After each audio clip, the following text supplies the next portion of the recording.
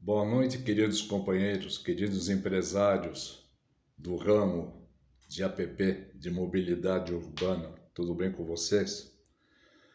Meus amigos, eu tenho acompanhado incansavelmente, eu já vou dizer que eu já estou de saco cheio, tanto em Brasília quanto agora essa semana na Assembleia em São Paulo, essa discussão dessa famigerada PL 12 2024, que não vai levar absolutamente nada. O que eu vejo, essa discussão, ela está sendo inútil, ela está sendo estéril, porque ela não vai no cerne da questão. Eu continuo ouvindo políticos, influencers, youtubers, discutindo o sexo dos anjos e insistindo sempre batendo na mesma tecla, discutindo, entre outras coisas, o valor do quilômetro. Gente, vamos parar com esse negócio de quilometragem. Quilometragem é custo. Ponto. Você não come, a gente não come óleo, a gente não come gasolina. Custo, quilometragem é custo do veículo. É quanto o passageiro tem que pagar para usar o serviço e qual é o custo dessa ferramenta, que é caríssima, por quilômetro. O que nós estamos esquecendo há muito tempo é com relação ao tempo.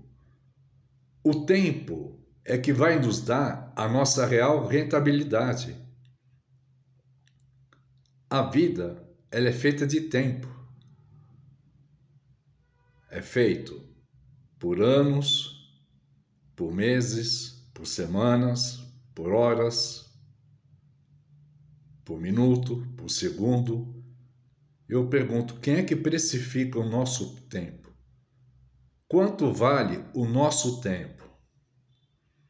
Quanto vale o seu tempo de vida? Quanto vale o tempo de você ficar com seus filhos, com a sua esposa, de você viajar, fazer um curso, fazer uma universidade, se especializar? Quem é que precifica o nosso tempo?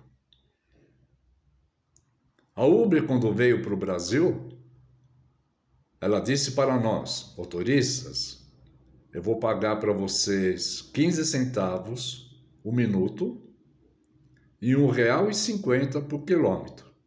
Ok? Eu te pergunto, baseado em quê? Baseado em que custos? No valor do veículo? Os gastos mensais, depreciação, custo de manutenção, combustível. Como é que se calcula isso? É matemática, é ciência. E eu tenho esse estudo e eu tenho esse cálculo. Eu vou dizer para você que não custa 15 centavos o minuto e muito menos R$ 1,50. Eu, como empresário, a esse custo, eu jamais iria investir 70, 100, 150 mil reais imobilizando o capital para ganhar um salário mínimo por mês. Então, o que as pessoas estão discutindo o tempo todo é exatamente o valor de quilômetro. Isso há muito tempo essa discussão vem existindo. Os companheiros mais antigos, há quanto tempo a gente não escuta isso? E depois que fizeram o Stop Club, que apareceu o radar, que começou a dar algumas noções, melhorou em algum aspecto, sim, mas isso continua sendo custo. Não é rentabilidade, não é salário.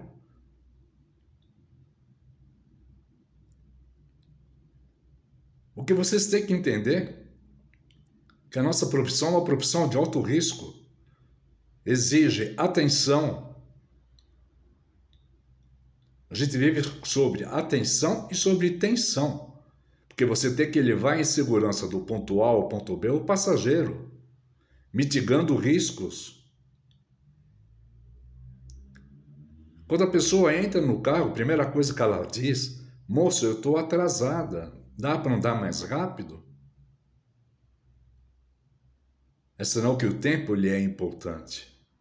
E por que nós estamos esquecendo do tempo na composição da nossa remuneração?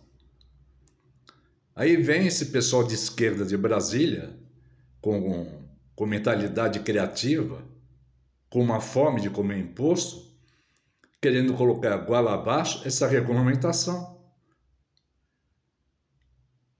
E a regulamentação, num dos pontos, ela diz que a hora custa R$ 38 ou R$ 32,04, sendo que R$ 8,00 é o tempo e os outros 24 é custo. Tá, mas como é que eles fizeram para precificar isso? O que eles levaram em consideração? Só pode ter sido o achismo de pelego, como sempre, né? Porque se sindicalista fosse bom de conta, ele seria patrão e não sindicalista. É óbvio que não existe o menor interesse de ir a favor da gente, mesmo porque a gente sabe que tem a mão da Uber envolvida nesse acordão. Agora eu pergunto para vocês, nós não somos autônomos? E o que significa ser autônomo? É ter autonomia de vontade, autodeterminação, autonomia de escolhas. Isso não está nos sendo dado. Então, eu peço para vocês, se a nossa classe não se unir de forma coesa, eu digo os empresários, assim como eu, que querem viver e que já estão vivendo há muito tempo das plataformas, para que a coisa comece a melhorar e voltar ao que era o padrão de 2015, nós temos que nos unir. Mas não é através desses youtubers, influencers, políticos, que eu conheço de longa data alguns deles. Acredito que a grande maioria seja realmente empenhada em criar alternativas, mas nós não precisamos de regulamentação. O que a gente precisa é um canal de abertura com a Uber e com as outras plataformas e bater na mesa e colocar o que nós realmente queremos. Pessoal, vocês já pararam para pensar que a Uber, a 99, essas empresas de alta tecnologia, sem os motoristas e sem os nossos carros, elas são completamente inúteis? Elas não servem para nada.